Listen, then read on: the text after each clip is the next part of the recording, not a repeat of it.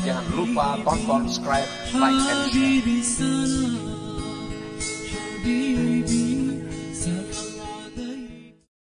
Idza stawda'allahu al-ma'rifata fil qulub la budda an yadhhara atharuha 'ala al-jawarih fa af'alul jawarih tabi'atun li ahwalil qulub.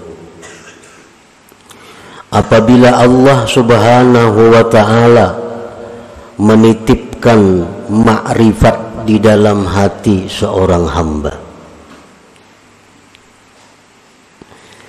maka pastilah nampak bekas-bekas makrifat itu di atas anggota-anggota tubuh si hamba itu. Apabila Allah memberikan cahaya makrifat ke dalam hati kita, maka bekas atau alamat tanda makrifat yang ada di dalam hati itu nampak di seluruh zahir tubuh kita. Artinya mata, telinga, tangan, kaki, seluruh anggota tubuh nampaklah tanda-tanda orang yang di dalam hatinya itu diberikan Allah makrifat. Maka bermula perbuatan anggota-anggota mengikuti bagi keadaan hati. Perilaku seseorang artinya mengikuti keadaan hatinya. Nah, apabila hati seseorang itu ma'rifat billah, maka anggotanya pun mencerminkan sikap orang yang ma'rifat billah. Apabila di dalam hatinya itu ada al-jahlu billah, jahil dengan Allah, maka gerak-geriknya, tingkah laku, tutur katanya pun tidak jauh daripada orang yang jahil dengan Allah.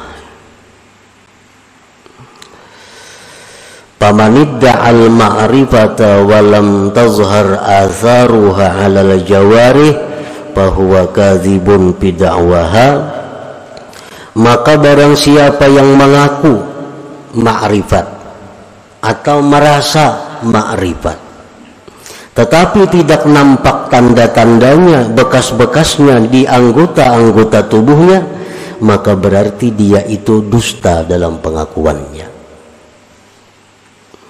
Mengaku itu baik artinya aku makrifat, mengaku, atau rasa makrifat,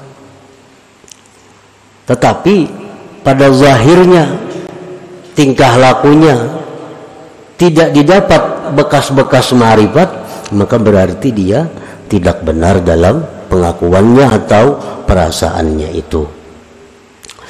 Qala Allah Ta'ala, Allah berfirman, ta'rifuhum bisimahum, kamu kenal kepada mereka itu dengan tanda-tanda yang ada pada mereka. Orang yang di dalam hatinya jahil dengan Allah tampak kelihatan di seluruh anggota tubuhnya. Begitu pula orang yang ma'rifat dengan Allah tampak tandanya di dalam zahir anggota tubuhnya. Imam Ahmad Ibnu Athaillah menulis hikmah ini adalah untuk memberitahu kepada kita bagaimana kita memilih kawan, memilih guru, memilih orang-orang yang kita akan kerjasama dengannya. Apakah orang yang itu termasuk orang yang jahil dengan Allah atau orang yang ma'rifat dengan Allah? Nah, jadi Sidin ulahkan ini alamatnya, tandanya, bahwa bagaimana hati orang yang ma'rifat dengan Allah itu, bagaimana hati orang yang jahil dengan Allah. Famin atharil ma'rifatil lati yustadallu biha, setengah daripada bekas ma'rifat, tanda, artinya tanda ma'rifat yang bisa dijadikan dalil dengan ma'rifat itu kepada seseorang, isarul akhirah ala dunia,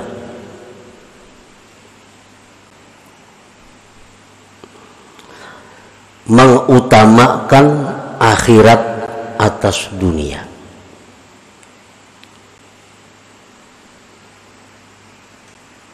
Artinya bukan membuang dunia, bukan kada menghiraukan dunia, tetapi orang yang ma'rifat itu mau bisa berurusan dunia, tetapinya mereka itu tetap mengutamakan akhirat. Para wali banyak yang berdagang, para wali banyak yang bertani. Kita baca sejarah-sejarah para wali dahulu tuh. Para wali ada yang jadi pegawai, tetapi mereka tetap mengutamakan akhirat daripada dunia. Nah, itu salah satu tanda.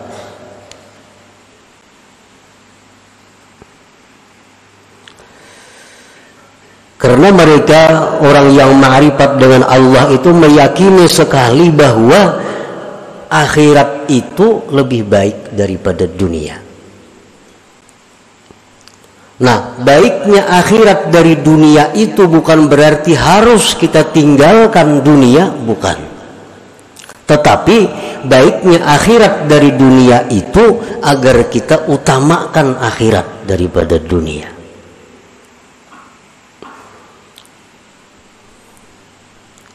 Jadi orang-orang yang ma'rifat dengan Allah itu apapun status pekerjaannya, intinya mereka selalu mendahulukan kepentingan akhiratnya dibanding dunia.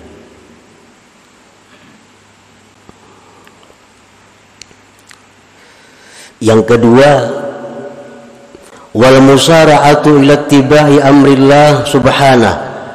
Mereka itu segera mengikuti perintah Allah. Segera mengikuti perintah Allah. Antara lain adalah, apakah orang yang ma'rifat itu mau berbuat dosa? Imam Junaid al-Baghdadi pernah ditanya orang, ujar orang kepada Imam Junaid, ayaznil arifu, orang yang ma'rifat kepada Allah itu maukah dia berzina?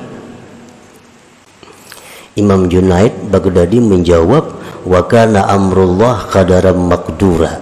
Kalau itu memang takdir Allah demikian, bisa saja terjadi.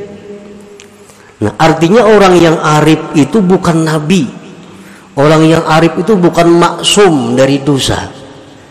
Mereka mau berbuat dosa, tetapi begitu mereka berbuat dosa, mereka cepat, musara'ah, cepat kembali kepada Allah.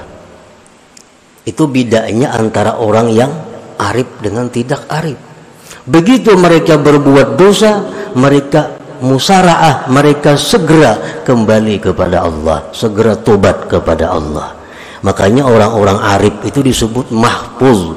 Nah, mahfuz itu bukan terpelihara dari dosa, tetapi terpelihara dari israr, mengekali dosa. Kalau mengekali dosa kada mau orang arif itu. Tapi kalau berbuat dosa mau. Begitu mereka berbuat dosa, mereka segera kembali ke jalan Allah.